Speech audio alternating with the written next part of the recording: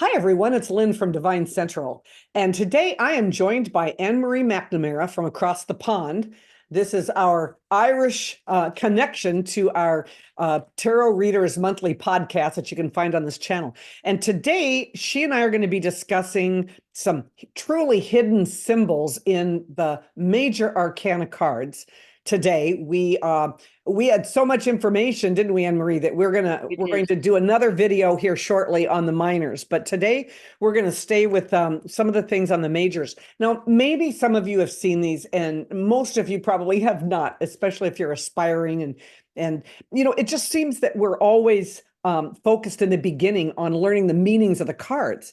But after you've got a handle on the meanings, you find that learning the symbolism really helps add to those meanings and adds for you personally. So anyway, none of this is new. I mean, this all comes from videos and books and podcasts and vlogs and there's a million pieces of information on symbolism for tarot out there, and we just felt that we could snag a little piece of it, and maybe you haven't seen it before. So with that, Anne-Marie, let's start at the Fool. Okay, so we're starting off looking at the Fool card, and what took our attention, well, your attention particularly, I hadn't even noticed, was the wand that he has over his shoulder has a little satchel on it, and the satchel on the satchel is the head of an eagle. Now, you'd want to have eagle eyes to see it in most cards, but so that's a hidden symbol, we reckon. What is it doing there? What does it mean? What does it represent for us? So it could represent, in a reading, it could represent, we could look at that satchel and we're starting out on something new, a new adventure or a new job, or just getting away from everything. And it could make us allow us to ask ourselves, what are we carrying? What do we need to leave behind us? What memories, beliefs, disempowering beliefs do we need to leave behind us on this new journey? What do we want to bring with us? What strengths do we need to bring with us on our new journey? So it's a very helpful bag, I think, a very helpful symbol, and one we might have missed very easily. So I always like to dumb things down a little bit. I am looking at this eagle, and by the way, I ended up having to get a magnifying glass just to even see it. And if you look at this on the magnifying glass, it really is an eagle. It really is a bird, expanding its wings. And I looked up the symbol for the eagle, and also for a bird. And a single bird on any tarot card represents freedom. And so I thought that the more I delved into it, the more interesting I thought it was, because, for me, on the Fool card, this starting of a journey, this is kind of like a spread your wings type of analogy that you could use as a keyword or a key thought when you're looking at a card. I mean, when you see the card, what's the first thing that grabs your attention? It changes for me depending on the question. And if I'm sitting in front of a querent and they ask me a question, let's say about career, and if the first thing I notice on this card is the eagle, I might say, this is time for you to spread your wings. This is time for you to expand and take that step. And so it's just little things that can help us, maybe further the depth of our readings. So I really liked the eagle. What did you say? One more thing that struck me there looking at it, only struck me recently. The fool is heading off on his journey. And if you take a look at him, he is dressed at his best. He is in fancy clothes. He's presenting himself at his very finest. So maybe it's not a hidden symbol, but maybe it's an indication to us that if we're going for a job, a position, or if we're going for advancement, we should present ourselves at our very best. So dress for success. Dress for success, and dress for the higher job nearly than you want, so that you're going to impress them. Wear something that will impress and is suitable. Is that the word I'm looking for? Sure. That's suitable for the particular environment or the particular job you're going for. No good going dressed up to kill for some job that doesn't require that particular type of dressing. Right. Dress to impress. So what did you say to me the other day? What did you say about you came up with an analogy that was hysterical, I thought, for the eagle on the bag. No. Oh, And it's like, what is he carrying in that satchel? And you said, you said, what's in your wallet? yes. That was so funny. It's like, here's what you should be carrying, for this next move of yours. Whether you're moving to another city, whether you're going on a job interview, whether you're going to ask the girl to marry you. It's like, what should you have in your arsenal, right? What should you have in your bag? Exactly. What's Yeah, in that your I think wallet? very, very helpful. I think I just think it's a funny way to remember it. All right. So and also, but to remember as well, ask yourself what's in your wallet that doesn't need to be there. I think it's almost equally important, because how many disempowering beliefs are we carrying with us? yeah, that's true too. All right, so let's move on to the magician. Okay. So in the magician, I want to go back here to the magician. So listen, there's so much symbolism, but the one thing that captured us was the carvings in the front of the table. And it's in the original Pamela Coleman Smith, there were 3 carvings, which there are in this picture. In later decks, some of the artists have kind of taken artistic license, and they've added 4 because there's 4 symbols and they only had 3 there, and they didn't like that. But from what we've gathered, the first symbol right underneath the pentacle on the table there, the first symbol is that of let's say we have flames, which is fire. We have a bird, which is air. We have waves, which is water. And then the table itself becomes earth, the stability, of that, the fourth one. So, and I don't know about you, Anne-Marie, but to me, it duplicates what's on the table. And for me, that might mean that it's repetitive, it's repeating, it's saying, take a look at this because this is doubly important. It's drawing our attention to it. Yeah. In a special way. Yeah. So I'm thinking, like in a love reading, it could signify that you have the power to attract the kind of love that you desire. And it's not, you don't just have the tools, but you have the power. And the whole thing about the magician is about manifesting. It's about changing something from the potential of it to the reality of it. And I think that that's what those symbols for me if my attention is drawn to that when I pull the card, it's like, ooh, it's reiterating the fact that, hey, there's all this potential here, but you have to use the tools to do it. So if you're looking for, let's say, a new job or promotion, the magician might suggest that you have the tools or the resources, which is the earth, right, to achieve your goals. You have to network strategically, which is air. You have to showcase your passions in your field, which is the fire, and you have to approach the job applications with confidence, which is how you feel inside, or the water. So I think like that. It means you've got to look in your wallet and use all the tools at your disposal. Isn't that right? It? And another thing strikes me there looking at it is when you look, the first thing when you see the card, well, my eye is drawn to the hand that's held up high, and he's got this white wand. And that's almost that's making a suggestion. Look, get going. If you don't make a start, you'll never get anywhere. And he's recognized as the kind of spark of getting things moving, bringing stuff to manifestation. That's right.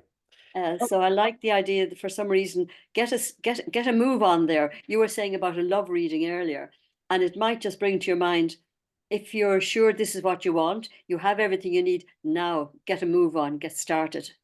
and use the magician to get that extra little bit of buzz that you need to get going. So the other thing in the magician card that I found was like a hidden symbol was, and I never noticed it until you and I started working on this a couple of years ago. Because we started this conversation 2 years ago and then we'd shelved it. And so we've just dusted it back off because for the last 2 months, our Tarot Readers podcast has been about misunderstood cards, which is also on this channel. But he has a belt of a snake swallowing its tail. Okay. I never noticed that before. And I just thought, like I said, if the card is about manifestation, which is that's about ongoing processes, right? So it's like the snake sort of swallowing its tail. It kind of represents infinity, right? It's a never ending. So if somebody were to come, they wanted to start a new business and they wanted to know, what might transpire from that. You might be able to say, hey, there's potential for, right? Because manifestation is potential turning into reality, that there may be potential for long-term success on this because there's a sustainable foundation, which is the table. So I think that, if you were talking about personal growth, it could just be that it could just say that there's a continuous journey of self-discovery. So every time you think you have made a milestone, personally, there's always room for one more, always room for doing it a little better. And that's confirmed by the lemniscate over his head. That's right. That's right. I forgot. So you have two signs of infinity, there of things continue. This is forever an ongoing process. So now can I lower the tone of the conversation slightly? Sure. For a long time, looking at the magician, my idea was he could be a snake in the grass as well, a trickster. That was his alter ego. So if this was in a love reading and the magician came up as your beloved or wanted to be beloved or exiting beloved, it would tell me that be careful. This person is going to stop at nothing to get what he wants. He or she knows what he wants, will use everything in his power between heaven and earth to get what he wants, irrespective of your needs or desires. So I agree. I agree to the trickster part. So the next thing we have that we wanted to show was the high priestess. And what's so interesting about her, there's so much in this card. And in fact, there was so much in the card, we really just wanted to hone it down to one really hidden feature that we don't think anybody notices. And that is what, Emery? If you look at the book in her lap, it's Torah. It's a scroll, Torah, which is a compilation of the books of the Hebrew Bible. Right. But Torah is spelled Torah, and Pamela has chosen to hide the final H, which leads us to the essence of this card, which is secrecy and mystery and not being told the full story. And that is what would grab my attention. If so, and one of the things I was just staring at this card thinking about, what could it mean in practical everyday reading? And I thought of the executive assistant of the president of a big corporation and how privy he or she is to the inner workings of the upper echelon of management. They're talking about if they're talking about layoffs, if they're talking about maybe changing management style and maybe clearing out management and bringing in new management. There's so much that she is privy to, she or he is privy to, that cannot be shared right now with the coworkers, or she'd lose her job. That's the point. Her job is to protect and hold in confidence, information like that is not ready for prime time. And it reminds me of the essence of this card, which is the high priestess. You may not know everything right now, but I like to tell people to have faith in the fact that when you're ready to accept the information, she will share it. I've So, seen this card coming up again and again in romantic readings when the querent is not being told the full story. right. I see When that too. and you get this and the very fact there's a veil behind her again. You've got these two pillars. One is supposed to be positive and negative, black and white, Boaz and Joachim are positive and negative, and the veil is between them. So there's something there that somebody doesn't want this person to see. Right. Not And not again, yet. coming back to, yeah, not yet, Right. not until they're ready. Yeah. And I suppose the high priestess, it goes right back to her. She won't give her full guidance, or can't give her full guidance, perhaps, until you're ready to receive it, or until the time is right. Right. So the next thing I wanted to bring up was uh, uh, uh, the emperor, right? Yeah, the emperor. Okay. There is so much talk about what is in his hand. Now, down below in the description, I'm going to give you a link to a video that I saw that kind of made me want to dust all this stuff back off. And it was so funny. You know, people, as well as other books, by the way, that Anne Marie and I talk about. But it's so funny because in that video, she talks about whether or not in his right hand he holds a lemon. Okay. It's like, oh, some of the stuff people come up with, or it looks like maybe the cross is broken off of it, so it could be, you know, it's an orb of some kind. And anything round is an orb. If it's a royal orb, then it stands for dominance. And you know, it's best just to go right to the source if you can. And luckily, you, Anne Marie, found that in the pictorial key of the tarot, written by Arthur Waite, who is the one that asked for these pictures, right, to be drawn, he calls it a globe in the emperor's hand. That it's a globe, and that obviously could indicate that, you know, either the querent is in control of something, or maybe somebody else is in control of something. Somebody else is dominating the situation, and then you can find out to what degree. And if it's harmful domination, if it's helpful, you know, somebody has to dominate the situation to get it, you know, back going. But that is what is in his right hand. Now we did have a certain amount of sympathy for the idea of the lemon, because we thought he can be a sour old puss. Yeah. That he wants his own way. It's usually speaking the emperor. He needs to be in control. He has become an emperor, not usually from a bloodline. He has become an emperor from fighting battles and winning battles and getting his own way. And this is the way he wants it. So I could quite see how a lemon would fit in nicely, because usually it's his way or the highway. Yeah, that's true. It's so funny. We talked about the Hierophant before as well. Okay, and we've talked about the Hierophant, and let me share him with you. The Hierophant, where are you? All right, so there were so many symbols and so much interesting stuff in it that we felt that, you know, so much of this is already known, or it's you know, anything that we could talk about would be, you know, would just be interpretive. But and I think one of the biggest things is the keys that jump out and bite everybody. But you know, you can find information on that easily.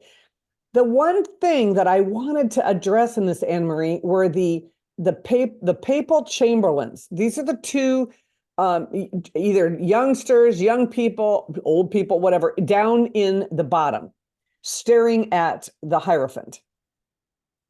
And what is their purpose there?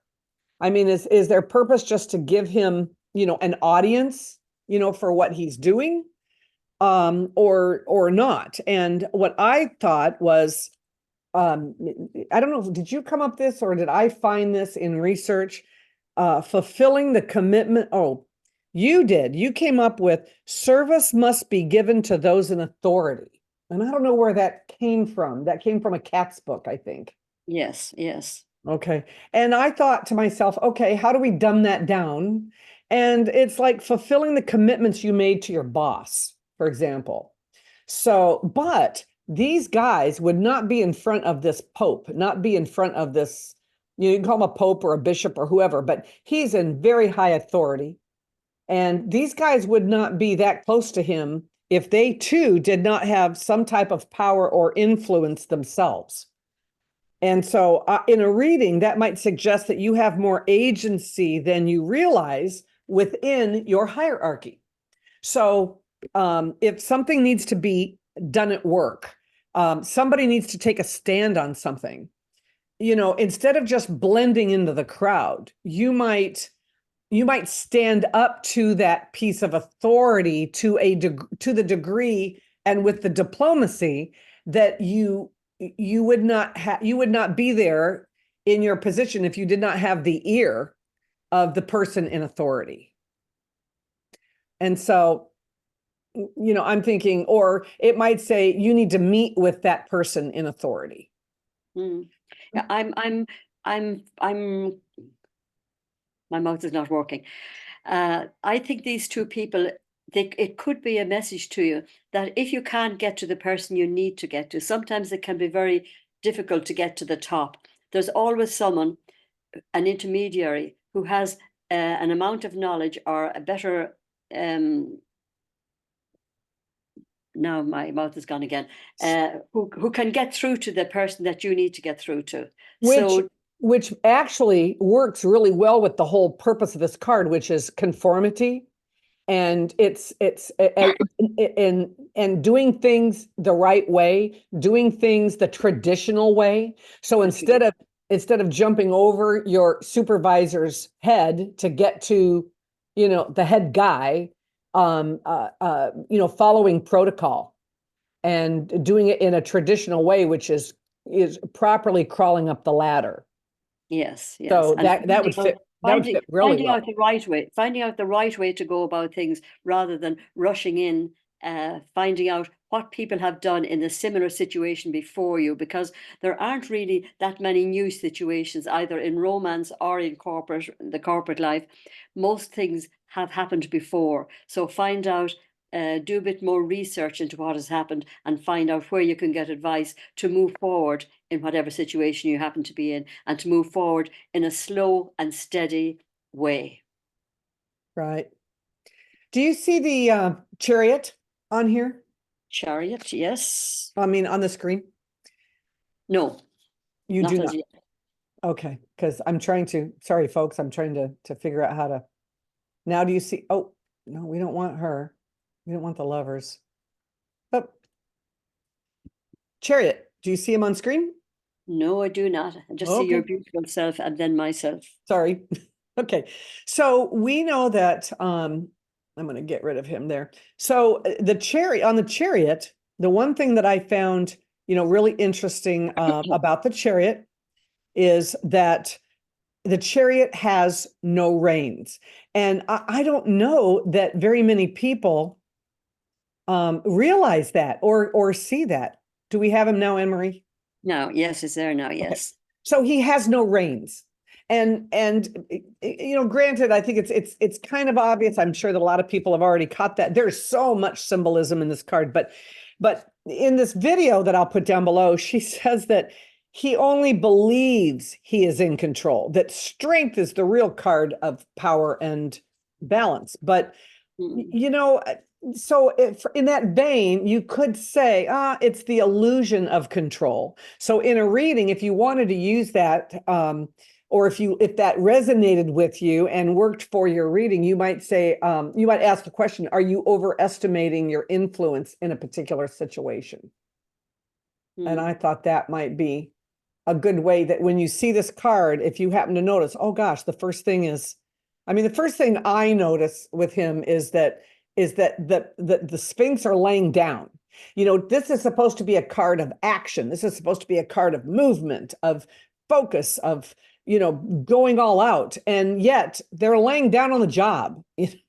So that's always what catches me first. But if the first thing you see is, oh, wait a minute, he doesn't have any reins. Who is in control of the situation?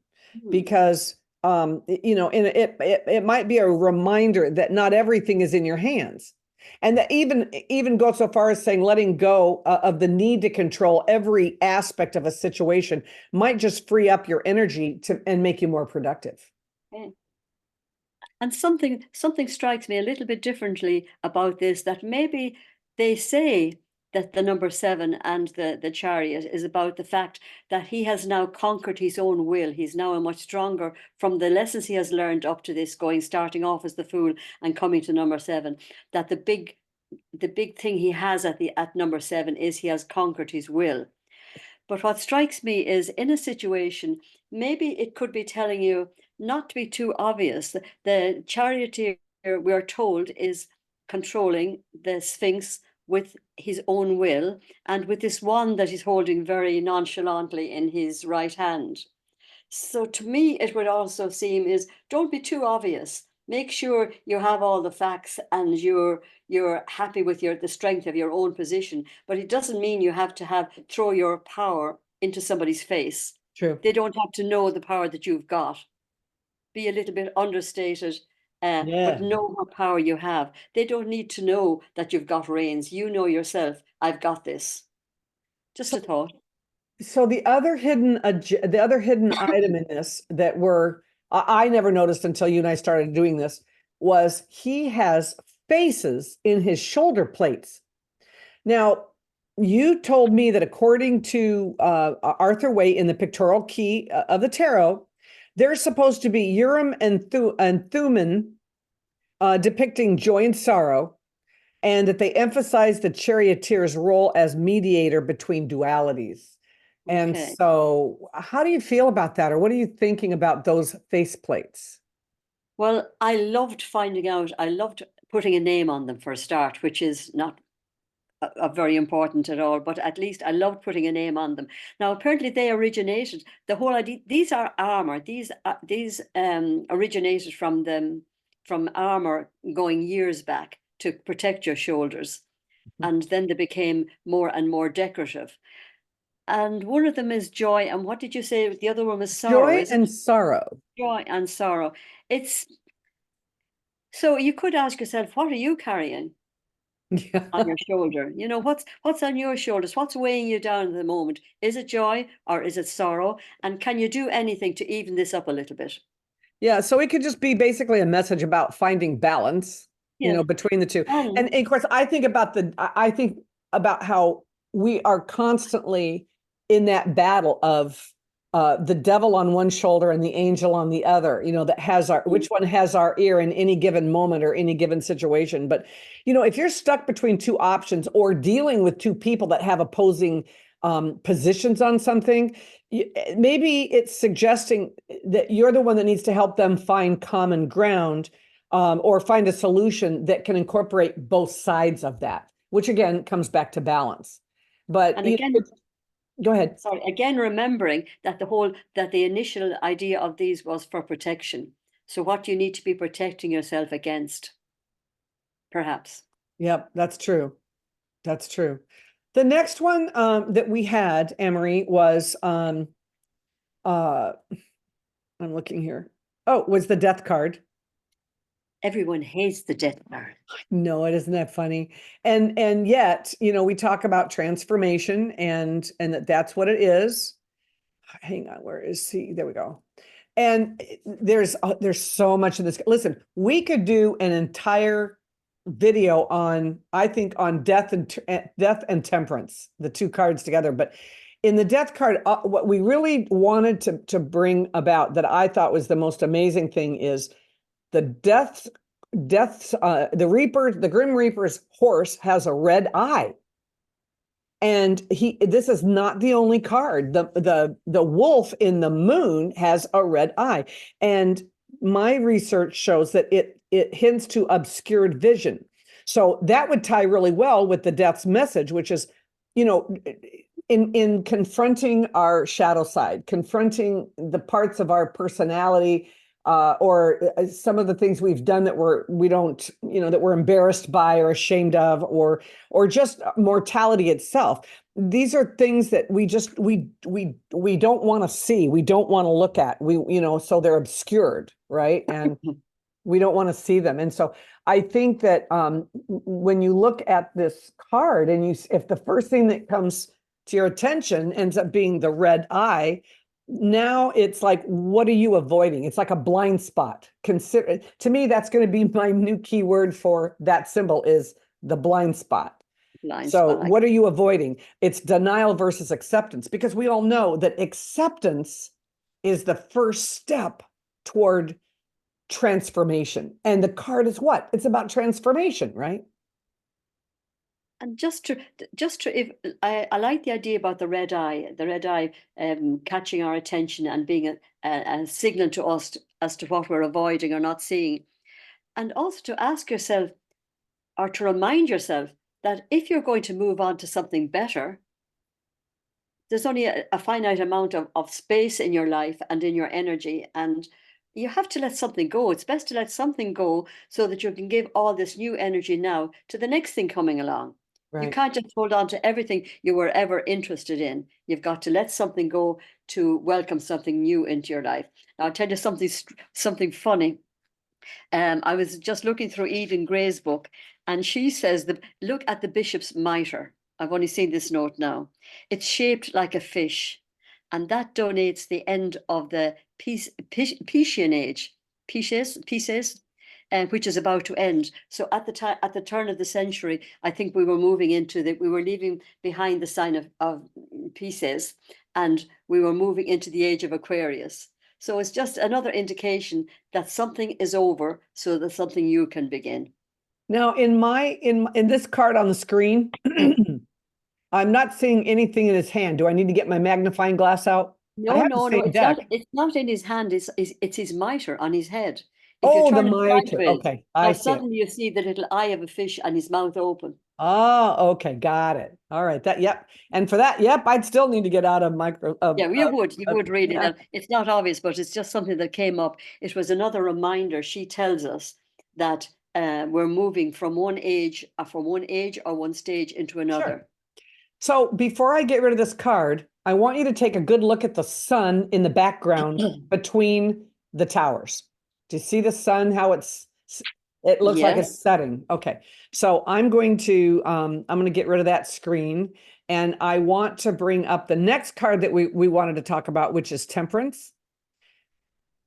And I wanted to point out the sun right away, because it looked to me in the death card like the sun was setting, but in the very next card, number 14, the sun, it's like the sun is rising. And not only is it rising, but Anne-Marie, there's a crown in that sun that we didn't have. If you look on your own deck, you'll see that there's, that the dotted crown. It's almost like the crown of victory, right? It's one of these things that you don't see initially until you look and look. And once you've seen it, you can't unsee it. Yeah, that's true. Every time I look at that card now, I would see the crown rather than the sun. And that's the crown of mastery and attainment. So things are looking up for you, no matter what situation you're in. Well, I just think it's interesting that they go from one card right to the next card. So we are transformed, and now we're coming back out of the light. We're coming back into the light. So Temperance, what did you find on Temperance? It was, well, one thing was the flow of the water. Yeah. That was something that grabbed your attention. What was that? That's right. The two cups are there, and obviously there's a flow between them, but it's an unnatural flow. We know from the way they're positioned and from the way they're tilted and held that water could not be moving equally between them. So for me, in a reading, that indicates that the situation seems impossible, but with a little help from above and using the best resources that you have available, it can be made to work. And if it's not possible for that water to flow in that direction, then maybe it could represent also an extreme or unrealistic approach to a problem. An unrealistic expectation, yes. Yes, that you're going to be able to balance the situation. So let me put that in, let me dumb that down. So there's an argument going on between two of your sisters, and it's disrupting the family. and you really, really want to step in and help out. And you get this card. It's saying, what is your advice on the card? And it might say, you're wanting to, and look at the feet. You're wanting to dip your toe into this mess, maybe along with the water, an unrealistic approach that, the way that you want to do it might be unrealistic. Maybe you're best to not put yourself there. Yeah. So it's something, but you had said to me before, the angel's foot in the water, you found somewhere in your research, is not untouched by the she is not untouched by the emotions that others are presenting. Yes. And I think that kind of gave me that, being between two opposing people, two opposing arguments. And to me, the whole temperance thing is avoiding extremes and trying to find that middle ground. And maybe if the card comes up, and maybe it's saying I should be the one to help find that middle ground. But again, that might just be ego too, because I'm used to being a negotiator.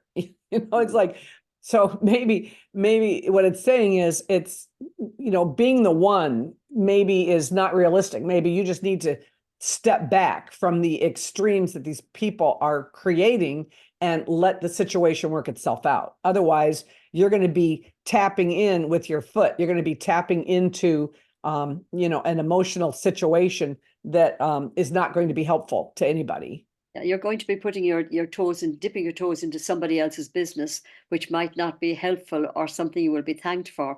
But it could remind you that to be supportive in the situation. So when with her foot dipped into that water, into that pool, the water is obviously the top of the water is rippled, right? So maybe by the fact that her foot is in that water, it's rippling, and it's showing that if you step into a situation that you could change the situation, just the ripple effect, of maybe putting yourself there. I don't know. And then exactly, you're right there, that you could cause more harm than good. Right. You could be disturbing what's already smooth waters that are already flowing in one way, and you dipping your foot in is going to disrupt that, and not necessarily in a good way. Exactly. Exactly. So we came up with the moon, and I think that honestly, I really think that let me see the moon. I really think that with all of the crazy things that we can find in this card, because there's way more, there isn't anything unknown in this card. I think it's all known, and anything that we discuss that's known is obviously it's interpretive, right? Anything we can say would just be interpretive. But you see, there's that red eye in the wolf, which I love. But I wanted to talk about the crustacean in this, because even though it's very well known, a lot of aspiring tarot readers, they can tell you a little bit about what it is, but they really don't know how to use it. They don't know how it fits into our everyday life. What is that and why is it there? And some people call it a crab or a lobster or a crustacean, whatever. It's whatever you want it to be. But you said in one of your books, in one of the Katz books, the most basic animal nature, seeking the light. Yes. And I thought that was so interesting. And what does the acronym FEAR stand for? No, the fear didn't come from the Katz book. So just to be clear on Yeah. that, the most basic animal nature, seeking the light, was what came from that.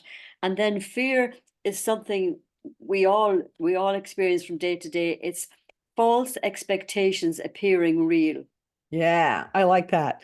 And that's kind of the whole monsters under the bed analogy, right? Yes, This starts yes. when we're little kids, and our deepest terrors are the ones that, never fully take shape. Yes, no, that's Katz. And we have this feeling, as you say, even in bed or even in any given situation, we feel something, but we can never really put shape on it. We can never know exactly what it is. We can never picture it, but we feel uneasy. So it's more about a feeling, and we're afraid of what can emerge. Now, what strikes me in a reading is I have found that sometimes this is a fear that of somebody moving on. The path is there. You tell somebody, you can see the path. Look, you can see the path. You're Yep. moving up, and you're between the two towers of protection, and everything is going well. But there's a hesitancy about it, and you find out that there's more to the situation than you realized, and they're afraid that too much will now come up and cause a problem for them. Yeah. Unrelated stuff will come up and cause a problem for them. So Dee and I, one of our fellow podcasters, we just did a video last week. I put it out Friday, and it's an exercise. It's a one card exercise, and I'll put the link to it down below because we used the moon, and so we kind of really went through the moon with a fine-tooth comb, but.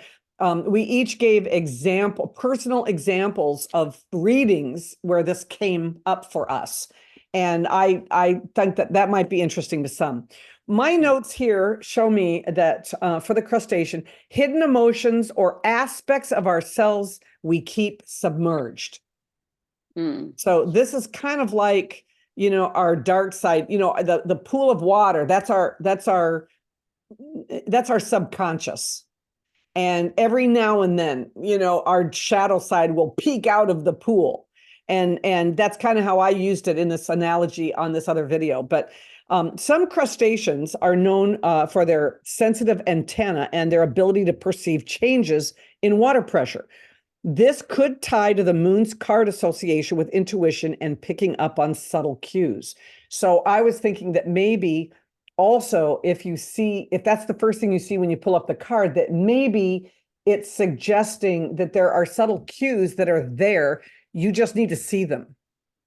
You need to not be afraid to see them, or what subtle cues is the querent giving you about a situation that you can apply or help them understand about their situation. So just something to think about. Well, maybe it's telling you, maybe along the same lines, maybe it's saying if these clues are too subtle and I don't get further with this, maybe I should ask directly what's happening. Am I making any progress here, or is there anything you want to tell me about this card, or anything you want to share with me before we go further? Right. Rather than keeping us all in the dark in the reflected light of the moon. Last card would be the sun. That's the one that we are looking at. Yes, it's Am I here. on screen okay? Yes, perfect. Okay.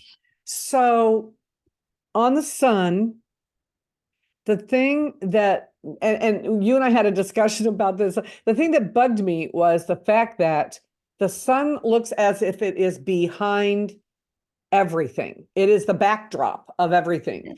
And the sunflowers are facing away from the sun. They are facing the child. And that bothered me because I thought that the sunflowers always faced the sun. And, we talked about whether or not that was a myth or not. And so I went in search of and found out it's called heliotropism. And it's a real phenomenon. They actually move from east to west throughout the course of the day following the sun. And there's a reason why. It's their growth mechanism in the back of the flower. I won't go into that. You can Google that.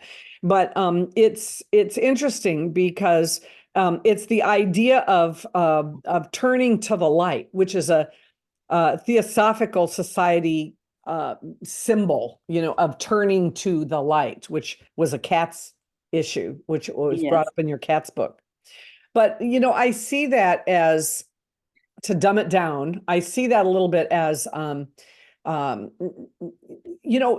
misery loves company, right? Smile and the world smiles with you, frown and you frown alone. The world loves enthusiasm, and enthusiasm is infectious. And if the card stands for enthusiasm, it's the child that it's turning to because it wants that enthusiasm. It's curious about that enthusiasm. It wants to be around that. And that child kind of represents that. Do you not agree? Yes, yeah. Yeah, again, just looking at what Eden Gray had to say about it, she's saying that the child no longer has anything to hide. He has gained spiritual victory over the lower aspects of his nature, and he's riding on the white horse, which is solar energy. And the child can now control this without a saddle or a bridle, representing the perfect control. So there's these 4 sunflowers are turning to the child now for their development, as he has been energized by the sun. Yay. So he's now wide open and is very likable. It's a very likable card. Yes, it is. And we can see, do you remember in the sun, the rays of the sun, we have the straight rays and we have the squiggly rays. Do you remember what those stand for? I do not remember. No, I do not. Okay. I have come across It's it out in my there. time, but I can't remember at the moment. Google it No. because it's out there. Yeah. But yeah. the one last piece that I wanted to show you was, do you see right next to the numeral 19, there is a black squiggly line up there. And Anne Marie and I have, we have researched the crap out of that. And and honestly, it is called by some groups as the oh shit line.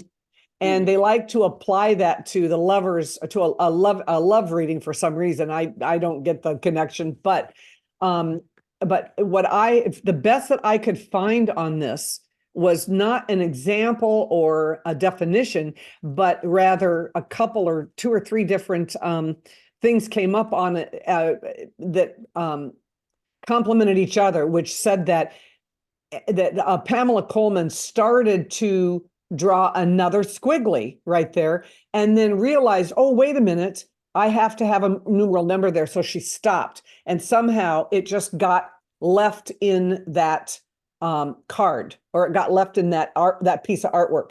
Now, she was a consummate professional. And so I find it really hard to believe that there's anything in any card that wasn't exactly and specifically what she intended.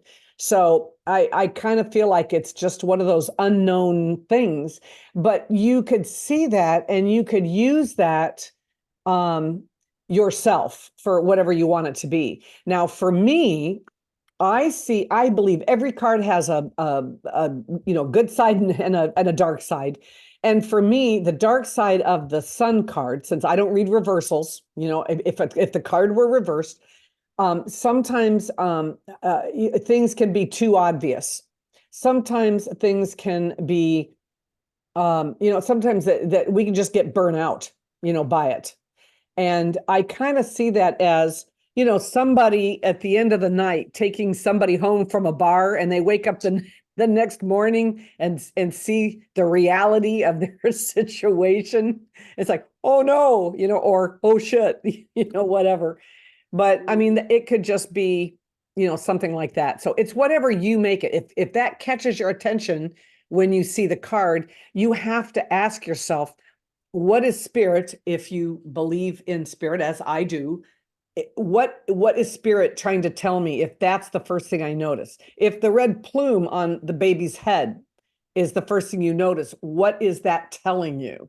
And that's going to help give you so much more in-depth meaning to these cards. Do you not agree?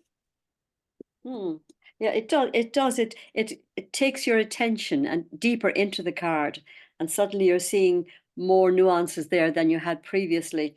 Which brings me to another thing. They tell us that Pamela Coleman Smith wrote the word love at the bottom right-hand corner, close to her signature, that she wrote it somewhere into the card. Now, I certainly can't see it on any card that I've got, but Me it's just either. And that bugs me now because they say it's there. They say it's there that she camouflaged, well, she camouflaged it awfully well. Well, we should, yeah. So everybody get out their looking glass and really study this card and see if you can find it. And if you can, put it down below. Well, just before we go from the from the Sun card, it strikes me that this can be a sign of burnout. This is something that could come up in a reading, that maybe you have overdone it and you literally are burnt out, that you can't go one more step. And this is an indication to you to get back your energy. That's Maybe. right. Well, this has been fun. We have about this many left on over the course of the entire minor arcana, including the court cards, that we found some things that we thought were really interesting. So if we've missed something that's like a really hidden piece that we missed here for the major arcana, please put it in the comments below, because we'd really be interested. And then I will put the books and that we've discussed, and the video that a couple of videos I was talking about, I'll put those down below too. And then we will see you on the next video about minor arcana, right?